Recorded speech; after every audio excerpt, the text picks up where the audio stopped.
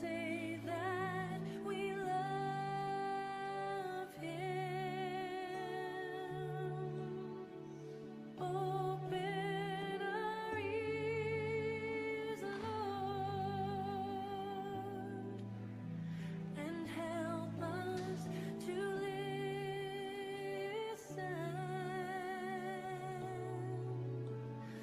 Open our eyes, Lord.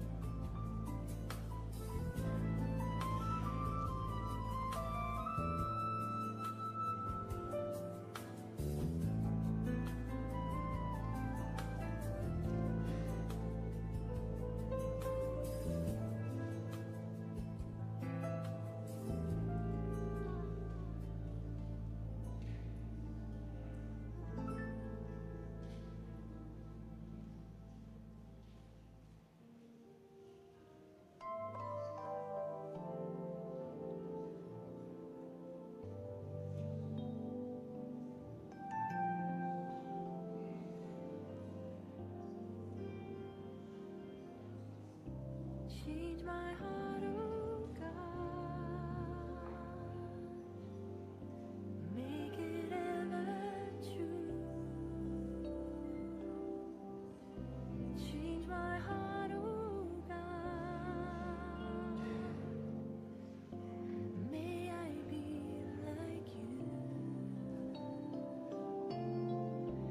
Change my heart, oh God. Make it ever true. Change my heart, oh God. May I be like you. You are the potter, I am the clay. Mold me and make me. This is what I pray. Change my heart, oh God. Make it ever true.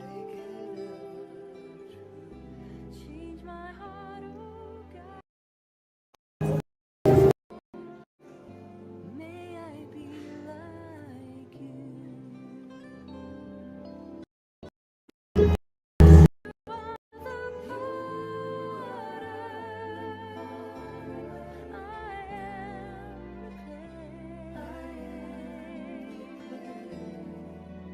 Mold me and make me. This is what I pray.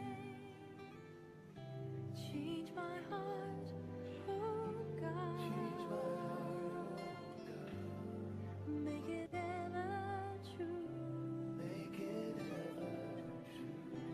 Change my heart, oh God.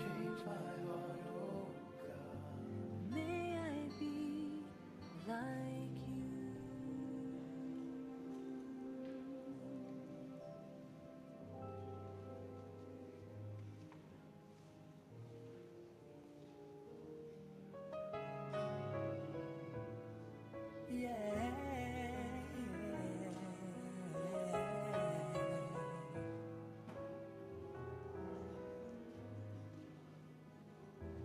Jesus, take me as I am. I can come no other way. Take me deeper into you. Make my flesh life melt away. Make me like a precious stone, crystal clear and finely honed. Life of Jesus shining through, giving glory back to you.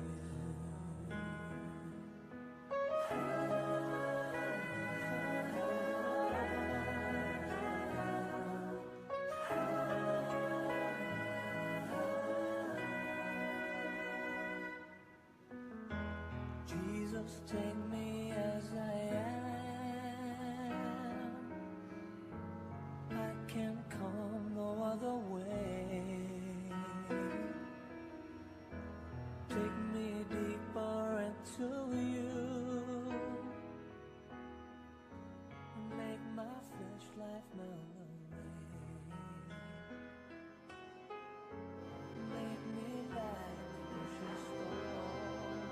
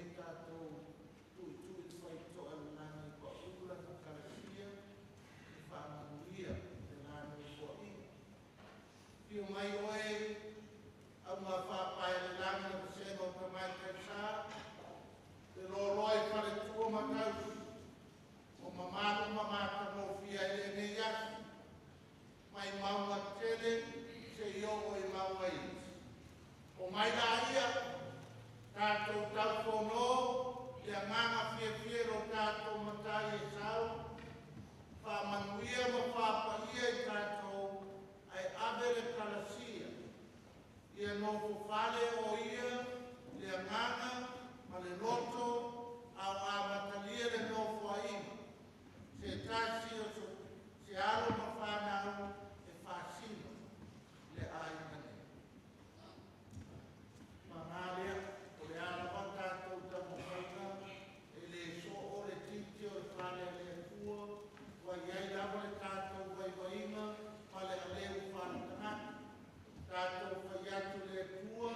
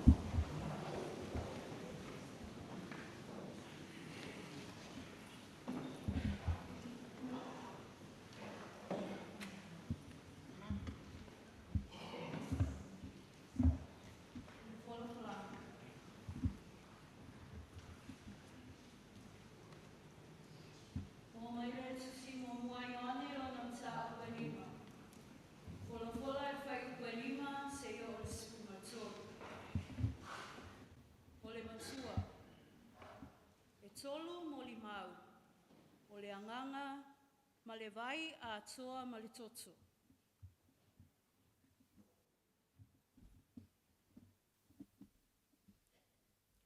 O ai se na te manu malo i le lalolangi, pe a whai ele o le taltoni. O Iesu o le alo lava ia o le atua. O ia lava le nei. O le na maliu mai le vai a toa ma le toto. O Iesu ke risolea. E le tuli i le vai. A o le vai a toa ma le toto.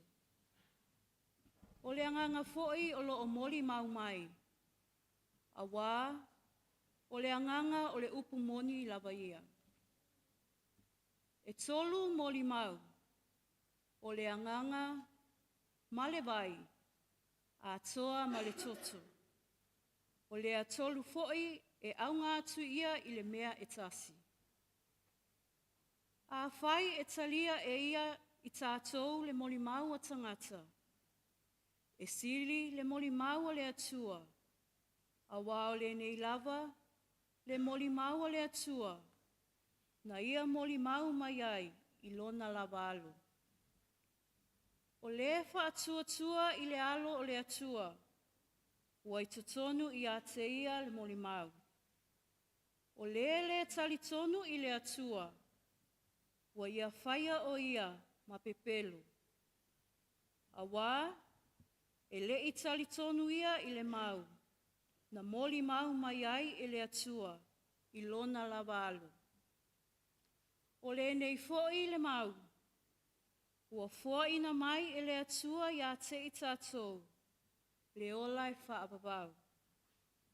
O le ola lava lea, ua i lona alu. O le o ia te ia le alu, o ia te ia le ola. O le ele o iai ia te ia le alu, o le atua, ele o ia te ia fo i le ola. Ua outu si atu nei mea ia te outou, o e whaatua i le tuafa o le alo o le atua. Ina ia outou i lo ai, ua ia te outou le ola e whaapapau.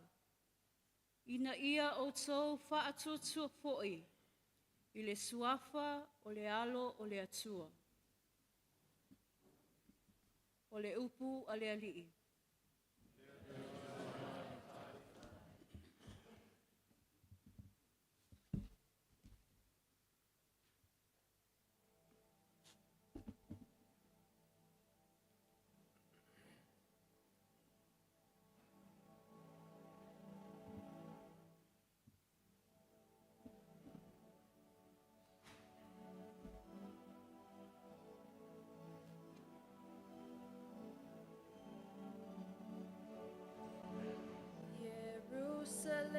Jerusalemae, ia e vivi i atu i le alii.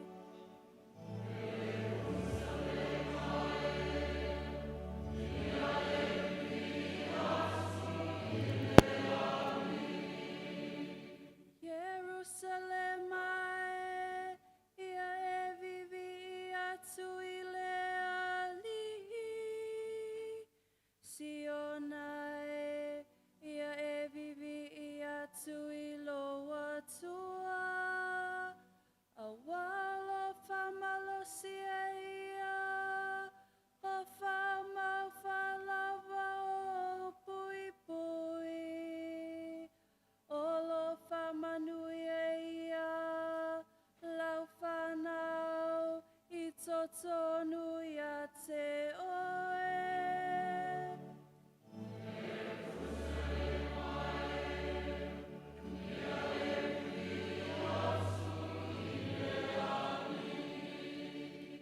O le whatupu le filemu i o tua oi. O le whawhanga ia te oe, ia maona i le saito, e siliona lele. O loa wina mai e ia, lana poloa inga i le nuu.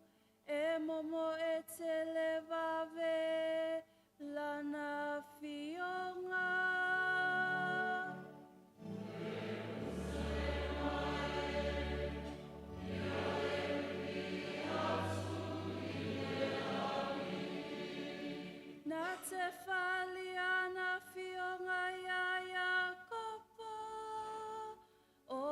atu la fono, mafama ngaya Israelu.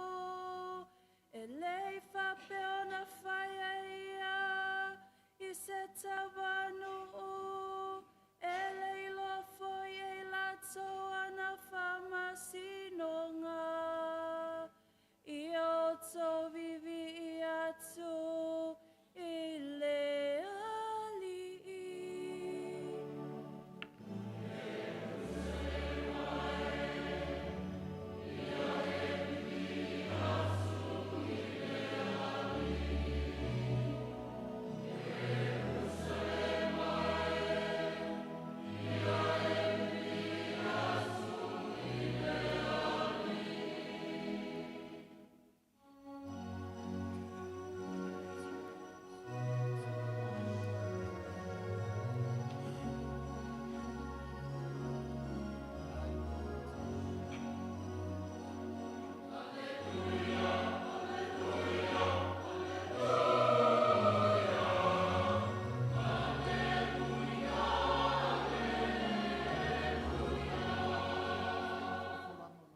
Watala tu Yesu leta lelele ole malo mafa malo lo ye uma ua mamai.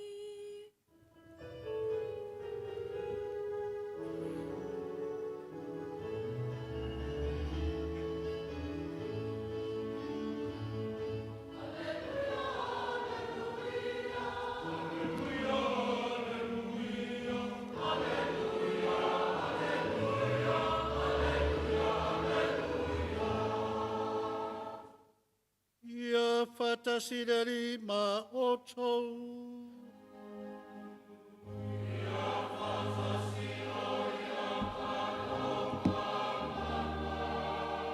O le whola whalanga ma le wanga le pai alu ka.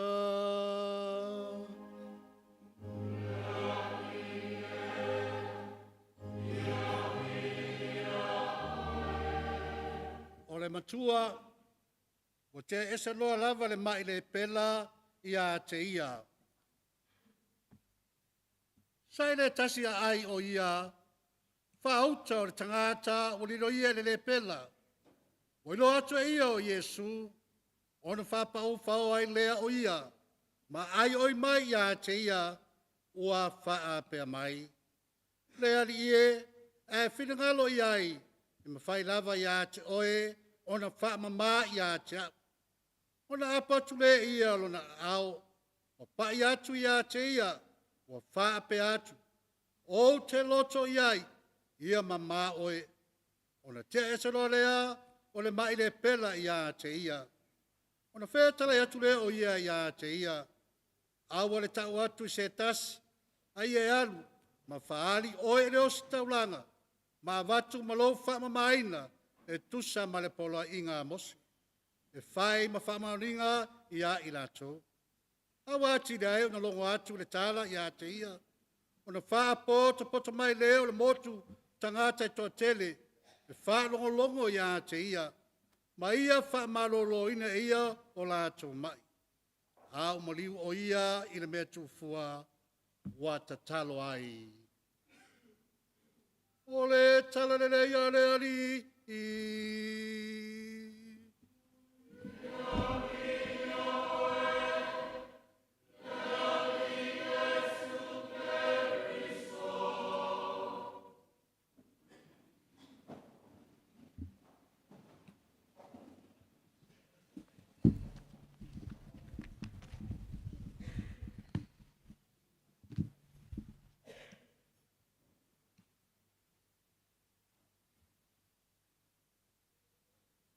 Mua no whātulou, le paia ua sasao, i le maota ma le manu o lo tātou atua. Tulou, tulou, tulou.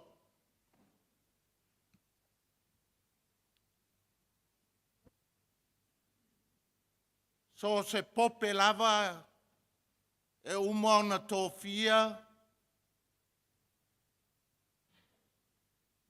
lana whawhailoa inga mua lava o le ekalesia. I lana launga mua, malana tustusinga mua, e kakau lava o ngā kāua malelei.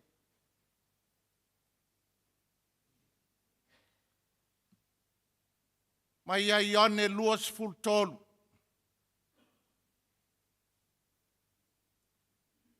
Lea wata ua St. John ta 23rd, lenga a makalia le Vatikano lua, tasiivo no lua. Le iai langa ngava lea, ua seu kele le kalesia kakou. It's about time e kakala e wha malama e sause e fōu. Open the windows of the church and let the fresh air come in. So ai ma pope sangato, pope Paulo Leono, lenga o mai nei tātou ele malau whanua, I maaunga manua au sala. So ai ma Iane Paulo le lua. Ku ia John Paul mua ngale masinga nga pope ai e maliu. Le foi waka o St. John Paul II. So in Penkiko le so I fua lava wa resign. Ia markako kama le ia ngei o Pope Francis. Le lima lea. John 23rd, Paul VI, John Paul II, Pope Benedict XVI, ma Francis, o lako launga uma mua, I ko kongu laua kongo le archives o le ekalesia. They spend 2 or 3 paragraphs ave le wha mua I le ainga. In their first encyclical, they really put emphasis le kaua ma le vitality o le family. E kaua le ainga. Mo ia ese nganga e whai e lako kuskusinga ma le lako launga. Au le aunga e kasi. Whamai lako, to be a perfect society, we need to look at the first unit, the family. A le lei a inga, e le lei le ngu. A le lei le ngu, e le lei le kumalo. A le lei le kumalo, e le lei le akungu. Pope e lima. Different language, but the same emphasis. They promote kui fai ko le au kakoliko. Let's go back to basics. E koe whau kako ainga. Let's go back and build le mea lofa o le ainga. The first unit of the family. Makua ma le whanau. A le lei ngā fōfōa ma whailele, ma whaafhailele, le whaku a inga kausa o le family, e seki foi le ngu, e mālosi le kumalo. A oki le a inga, e fiu e whau le akungu ma le kumalo, e lape, e le a koa. Whamai pope e lima, e kakauanga koe rewind, unga I kakou kakoliko, e oi koe whau. Pai whaakasi le loku le afiafi, ma le whangau. Ia ola kakalo, I ko kongo le ainga, ma oa oi ka maiki me le kaunga whaia. Ia, ele whaiso koulo ngai koksila fia uma me leo ke whai aku ai. le vao mākua makamaiki.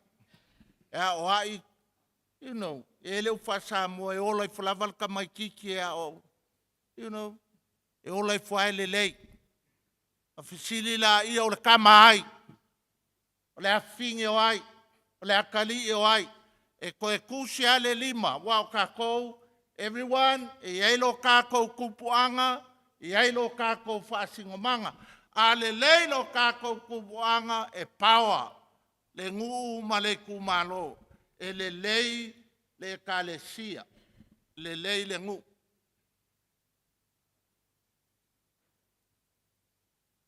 O le aso le ngei, o le vai aso ngei e ka o le mako e kalesia, whakulou lava ia uso mako whawhingi o ise e kalesia, o ngei le kakoliko le asale o le vai aso ngei o le vai aso le epifania.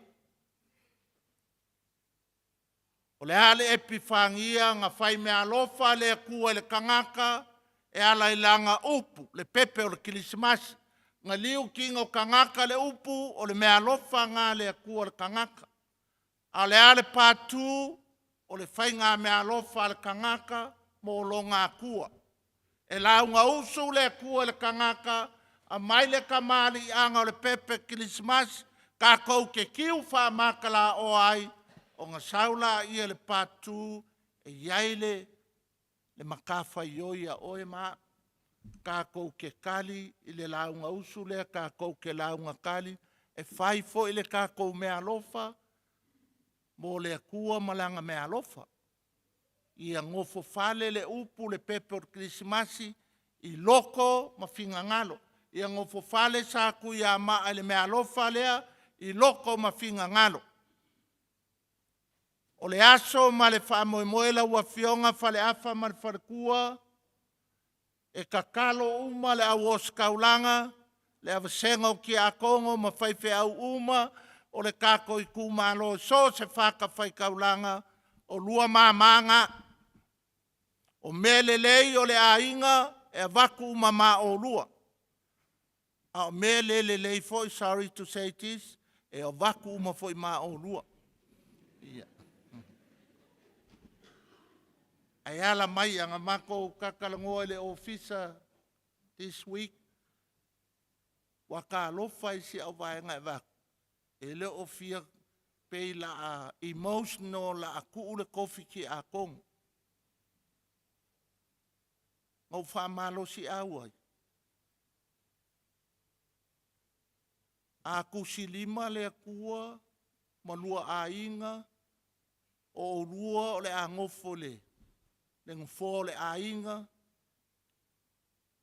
e mana ai, ma mamalu ai vai ala o uruanga. E kusa le whaife au ma le makai o le ainga. O le mako kalo ma le kalo uma ngei malu. Ia pa ule tanoa le tua ia o lua wā lea, ngau kalangonge ai. O mailo e whau, whau le ainga. A le leile ainga, e le leile nguu, e le leile kumalo. E lea ia se senga. O ngai ke lua kalavou, o ngai ke lua au le lei, ngai ke lua pawa. Mai loa mākou ke ai uli malava. Ko kele lua uo le vasenga o ki a kongo le puleanga sa moa pia. Ko kele foi lua ainga, le ai ko kele le au lupe whaalele la lalfanga nge. E o lua e whelele le spiko. A lupe whaalele le lu mamea ngei, e kapua i lua whaiva. E whau le ainga. Ma koe whaamalosi le au laka pia Vaimoso pe walu e kua kako au laka pia. Anga o le alala whanga nge whaele au. Susu mai e kama o le whale. Whionga makai a ma le whale kua. A whio le usuali ma le makua i a pākau ave. Vai le manga i o upur kakongu. Mau sau al ka vale makawa au mai o kele i loa na.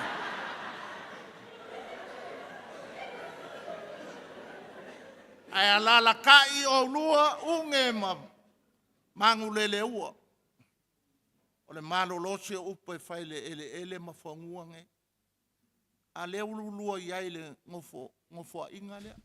Ku mai mākou mau o kua ngange mau uso i ngai mākou ke oe. E kā le piko lea. A e kā o lua ele mawhangua.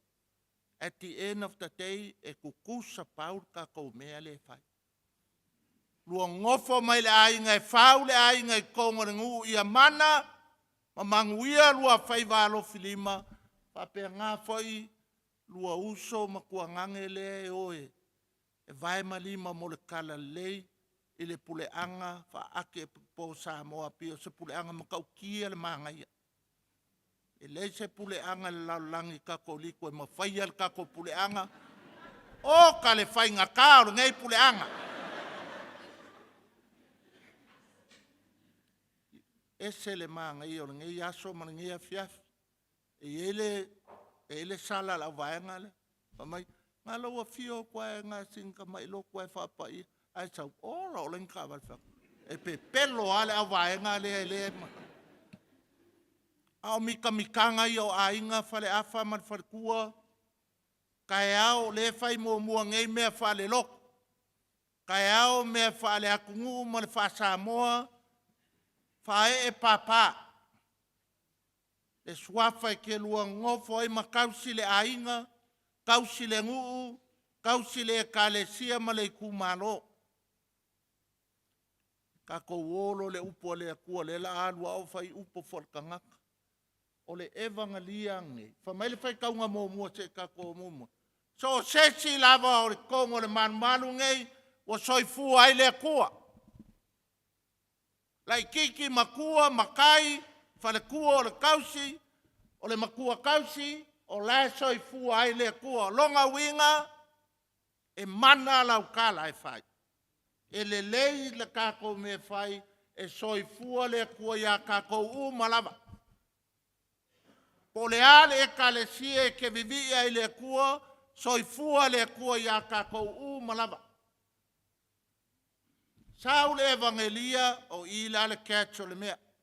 It's not enough for my, for my pakele soifua le akua ia kako. That's not enough. For my le evangelia, e ke au sulu ma fongo, ia Yesu e sau e whapa ia, ma ave ese uma mai o ia ke oe vai le kamoe le pela le ang kamoe. Yesu e, a e finga ngalo iai, e ke wha mama, ia kia, vai le maangai al kamoe le pela. O kākou, ki nganga mama, ko kele o kākou ing fuala au, o le fwe ka pengal mako lo kula o le pa ule le kanga fuala au le spake le kuyo. Waiva.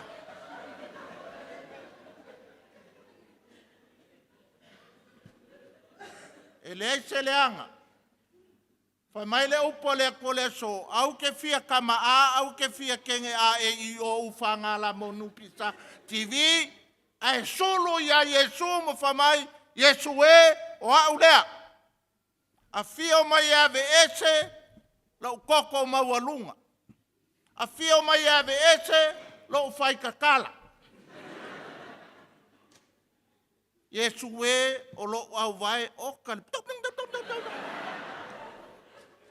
A mai se me control lo au vai e slow le adu lo au vai. Yesu e a mai e ke au le loko le anga e ave ese. E mai se loko ma, vai le sulu le pela. O kal fai ngō fia o le kalo le pela. Yesu e, ai finga ngalo ai, o kal kongo ke faa. Ma lo loia kia. O le lui foi le mo kākou. E le aia se si kongo le malu nge lo iai se mai. Kofu kākou ma le mai, o le cholesterol, o le ngungu. O si kākou e o le mangeso. O kākou o kou kele mo o mia le vai lafa ma le vai kange e fai ele mea. Ia pei kākou o le pela. Yesu e, wha malolo ia kia. O le part 1 ngā o le evangliang le so, part 2, o le upu le ua maua i Samoa. O le whakua i le pēa wangoma. Sorry, o le pisi ia. O ka le pisi o le ngaruenga. O ka le pisi o le mako au loku. O ka le pisi o mea ngu. Awar koe whaia ngā me o le pisi. Pai a Yesu. O ka le pisi e whamaile whai unga o le evanglia. Ngā umaloa sola Yesu e whasooka e malong ka male langi le kakalo. Mātu wae ma mātu taus. Lea e se au ngā ngei afiaf. Ko anga kakalo. Po lea le pisi. Stay connected with your God. Su e a se pangoa fo ngoi lea kua, lea kuwae, le lava le whaasoa ngei vei aso alofa mai. E la ngonga lau kakalo. E la ngonga e lea kua. E alanga le songa o mai e lea kua e ke mai fai songa fai. E kango lea kua whaasoa soa mai. Wa e iso ka konga le ua le afe ka la. E ka aifo le lima le fiafi ko e lima ka la. E loe le kua whaasoa ia ka kou. O le lua ngā ngeias. Fō ngoi le kua e fofo ma whaamalo lo ia oe. A le part 2. Stay connected. Ko anga e kakalo ma fō ngoi le kua. Ai ke le moe wa le ai masau wawa ngoi ke kalo i le kuwae. Wha akolunga upalau wale le ofisa nge yaso. Wha luanga o kau wha leanga. Le la moe e wha amalo o loko mwha amangalo. O kaua kia oe wha amangalo a oe le kua. Ai sea, lai ke le i moe ingi mamalo lo. You request for his forgiveness. Mo mia umalawa e kako. Mo mia umalawa e kako le kalasia. Ma le mana le tua. O le upur ngā. Si le ngā ka uia. Maka ia man whalkua. Usahe ko o le patu kaya o le pat ka ua akur ngei. O le fongo i le kua. A o ngā luka ma whainka. La e soifua le kua e le pō le lang. Fongo o lua man whalkua. Le atuae, e le whaingo fie le mā kofi, soang mai. Ka kongu mai o lua, you have the mana and the power pe alua fo. E whai loa le. Ka ilo pe koe walaudia o le mālongi loku i lauloku le nga whai lunga le mau. E whai loa le power, oki le mea. E whau loa le alofa, vi i lo loto le li. E whai lo le alofa le lua ngā luenga, whai iaku a, e makua mā ngai ala. E whai lo le mālosi ma le pawa. E koe ngā me whonga le whamerika lalka mai makai, oe lor ka kalengu foku. Sipingu, ha? Aua le whai a whape ngā. Whai le alofa, whai le alofa. Ngai karikongu la ia, oe mari wharekua, e paki ngai o lua mākua, kapuai ngai o lua a inga whaafe pō, ma pese fia o lua māmanga, wa lava ia kala lau kangi, so a whatamā, ma le alo, ma le anganga pa ia.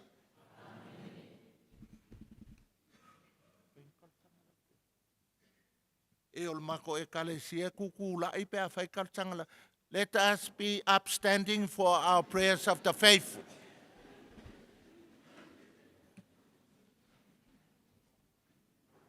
Tātou te tālo le whaaore kalesia le lalolangi atoa.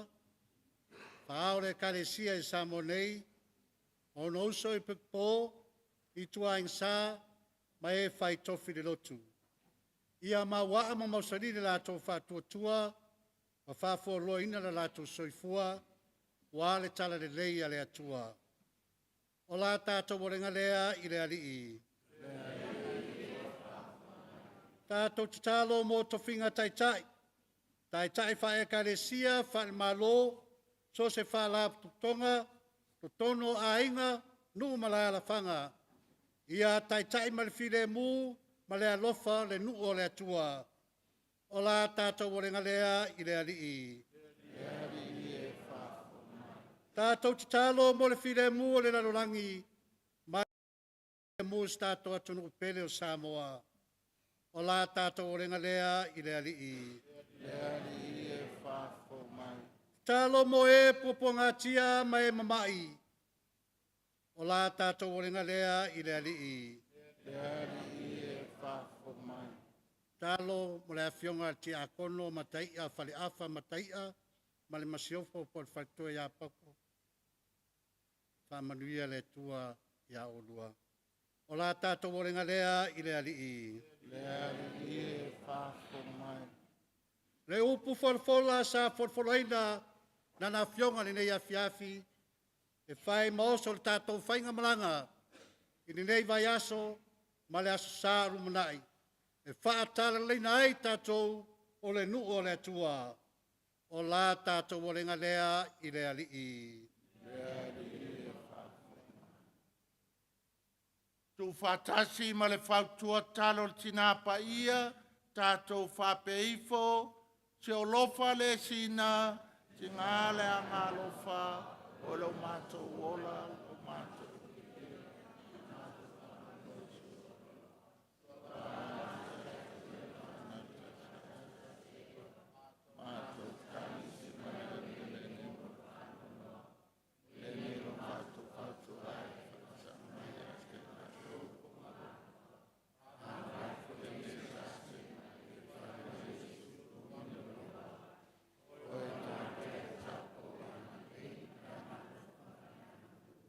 Tātou o le ngau malawa, ona o ke liso, lo tātou ali i. Lalai lalo.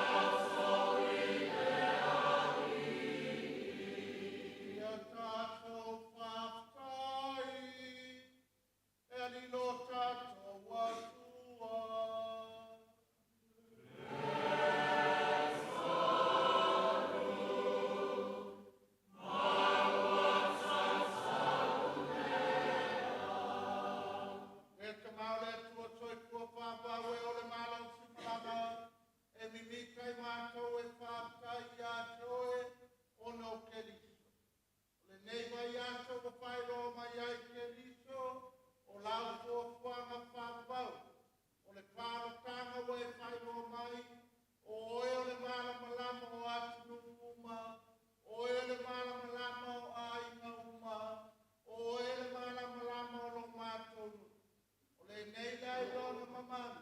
Ua susulu mai o ia ia mātou, ina toi whāwhau wina o mātou tangata i lau o ki. Mātua mai a mātou pātasi māngino mātangino, au pai au mai le lami, au lātou suina la lātou pete pai kumanu, o lowi i ngā. Thank you.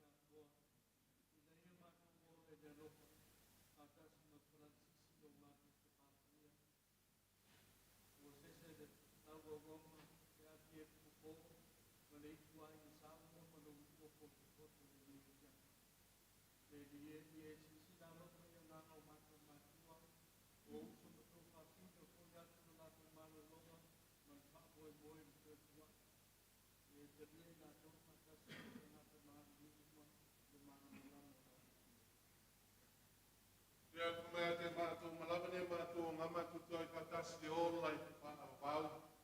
Maria tina tātou o le kua. Iosef pai lantane mā apostol pai mana pai atou. O e na whakunia ina o tu na mauma. Mātou te whiwhi whane te patasi ma la tola o tio. Na rātu lo wā. O Yesu Kiriso.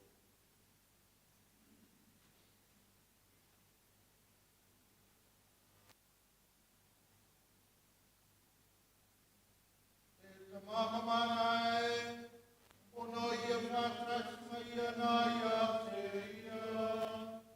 I le mafkara male ana mapaia. O le ringa male mapatu ai a wafio. I le whawau maawa aulama.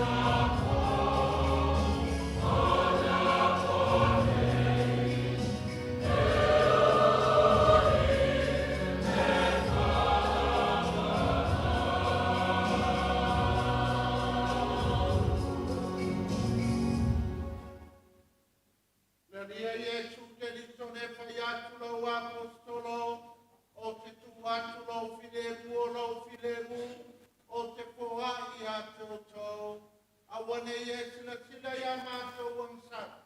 A le pātua tuola we ka le tia, au mai a mātou le pile mu, ma le tase o lo malo, le we toi kuai le pāpabau la pa. E ia tau tu mawe no fau keriso. Ia tātou peo tō tai nei na whai bonga o le pire mu.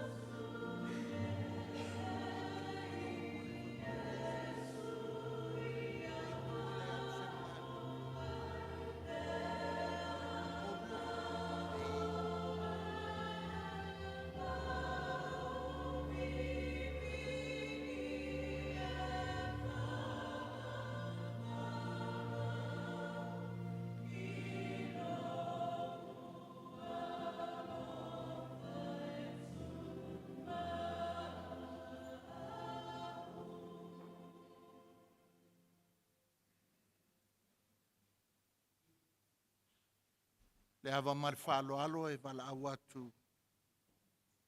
Matai'a mar whalitua e a whio mai le ruma mea nei le o ngā tonu.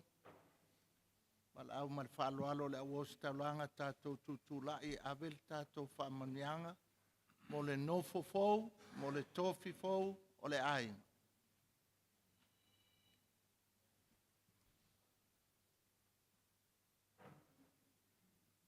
Koe whakoukuli aka lala e le anga kuri.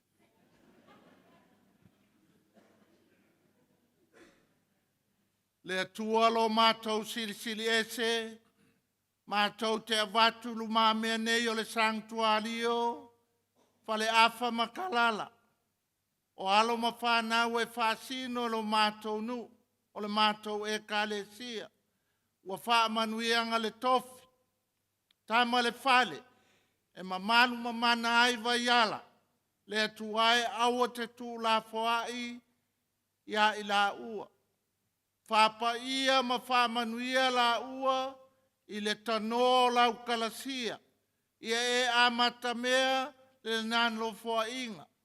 Ave iai le loto toa, o po leo feta umo le whenga inga tuai, ave le toa sangato Paulo, ina ia vai malima, o le tala le lei totono le ainga, o le nuu, o le ekalesia ma le tūmalo.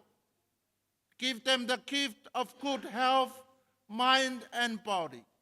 Give them the gift of humility to serve, humility to love, humility to reach out to members of the village and to the family. Bless them abundantly in your love, in your name, and give them and take care of them with your compassionate care and love. I lo lava suaf pa ia le li, le tama, le alo, ma le anganga pa ia.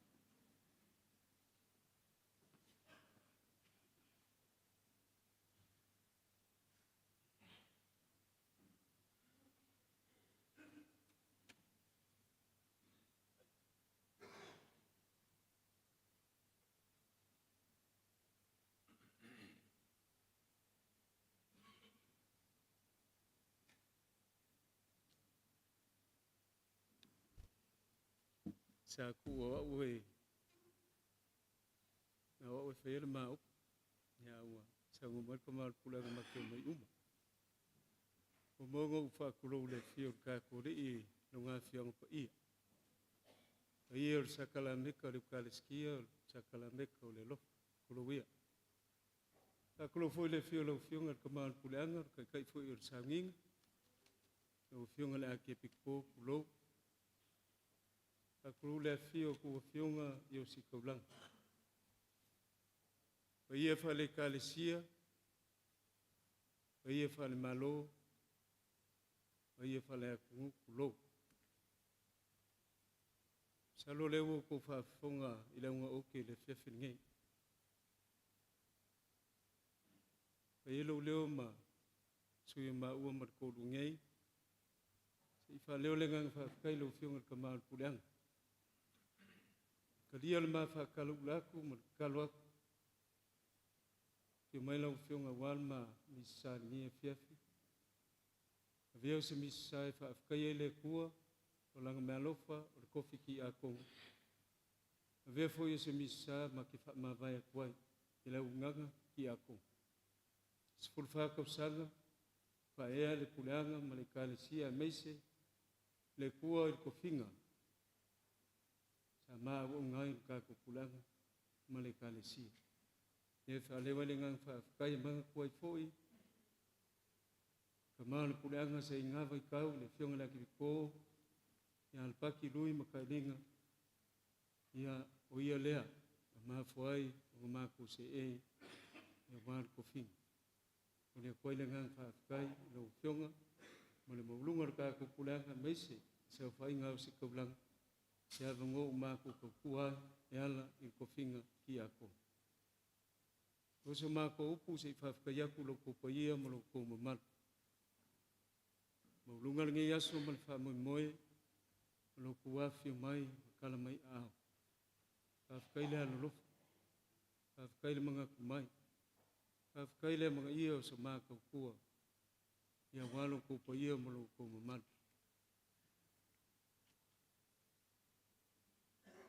Whaakai le wafionga raka mainga, ia kupua kam se efi, mal mesio ko ia pipilia, whaakai kere lua whaea ma lua lofa. Mafuai ngi whaamoi moe. O maainga, whaakai kere lava. Ili ngaka sa mo ngei, awa fia ka pua ia ku mamau, sisila mo ka pua mai, whaafunga mai. Whaakai kere lea. Iwiangu ko lea fia mai, ai pai mai lava lo ko kalo.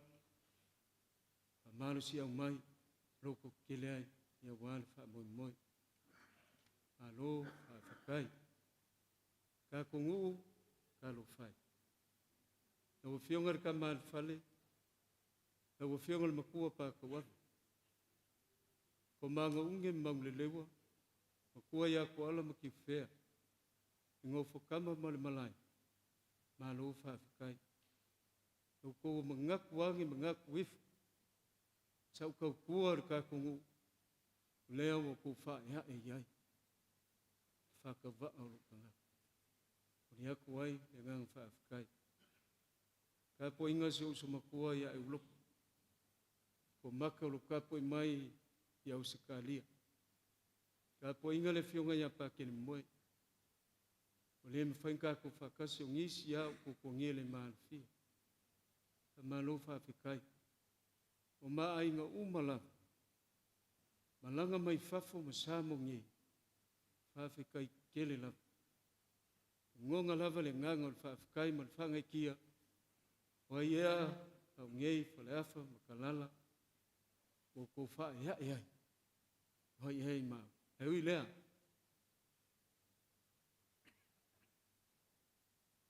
Whaakai loko mangaku i kangaka. Ia. Nea ua sau ngoa le fionga ri aki ko.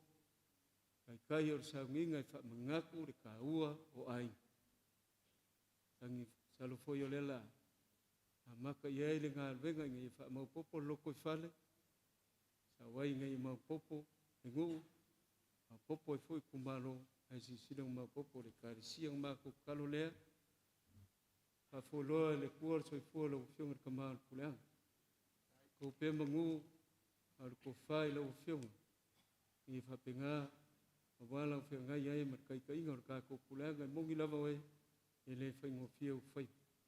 A mangia le kua ringo whaus kaulanga, ia whaakai whoi lo kua whio mai, ia lo ko mangaku mai, ia ki au ngei. Teo ngai ki a Kongo, a mese whoi rika ko whasengo ki a Kongo le pureanga, whaakai kere rika ko maafkanga sa iai. Lau ko whaalualo, whaea ia whoi lo kangaka, ia mai mauma, ia whaakai kere. Wa ia lau whai ngā luenga, lau no whavoto. Kofi o le kako puleanga ma le karesia, whaakai kele o lau ko pulelea. Ia ngā ko whapelea, lo ko po ia ma lo ko mamana, ia o le maa upu ngā, ia whiawhia whaia e le lava. Lava i fo e le li, ia ko whingalu, ia o se maa vai vai i ngia whiawhia. Ia le maa ko mangaku, whaia o mawhonga wale whioko, le whionga rika maa inga ma le mesio. Ia mese fo e ainga lua, lau e whaaloalo e lau whionga rika kai o saunginga, na o whionga le ake pikoa mese, le paia maulunga le osi kaulanga. Ia mese foi, le paia maulunga le au whai ngā albeng. Paia whale malo, ia marikaku ua whia. Ia mai al saunginga, ia alaku au le kaku hor, se ikali sua, whau maku se upo le ange ngei, ia lan whaukanga, le whakalenga li ngā mkua, ia ko maanga unga. Ia kaku ua whia, whaftai.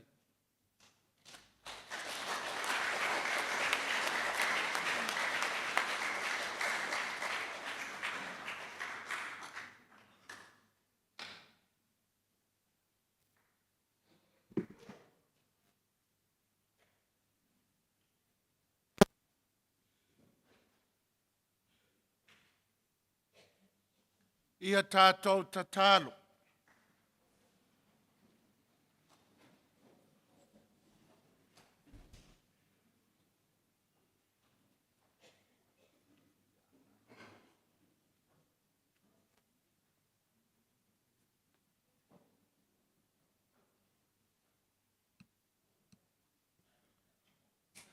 Le atua lo mātou tamā, o e pai mai ai mātou le ola le nei tal suanga pa ia. Wha mole mole, wha manuia, ia Matai'a ma le whaletua, wa mata nei e la no fo inga, i le fatu a inga tausi, o le a inga ma le nu. Wha pa ia fo i mātou uma, ua mātou wola e lau lofa, ia mātou loto tas, e whaile mea fia fia, whaile mea lelei, mo oe malaua fio. O le mātou tatalo lea, ona o keliso, lo mātou wali i. Ia whātasi le ali mautou. Ia whāmanuia mai le tua e ona le mana uma, le tamā, le alo, ma le anganga pa ia. Wai ule tau langa e nā atua o tau matpile mu o ke viso.